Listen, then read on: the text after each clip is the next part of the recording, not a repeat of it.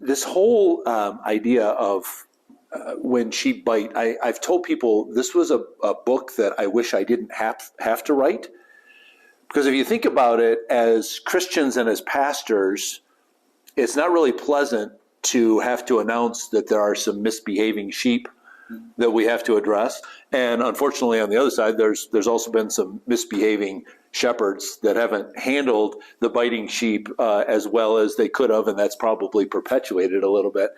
But and this will date me a little bit. Some of you might remember years ago there was a kind of a Saturday Night Live sketch that would repeat every once in a while. There's two guys that would try to one up each other on their woes and their miseries.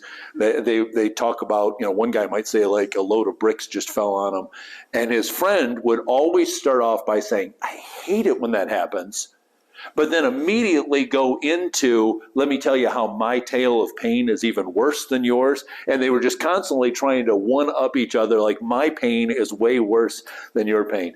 And when I talk about biting sheep, I've experienced it, and I tell my story a little bit.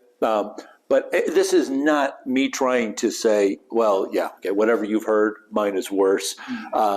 We've all been there, and it hurts just as much as if it's your pinky toe, as it is if it's a gunshot wound. I mean, it's just pain is pain, regardless of where it comes from. And I think that what we need to guard against if we're going to be iron sharpening iron with one another is not listening to our friend that's sharing with us about their pain in our mind, we're thinking about, how can I one up this? That hurts, but let me tell you about how I was betrayed. Let me tell you about how I was stabbed in the back.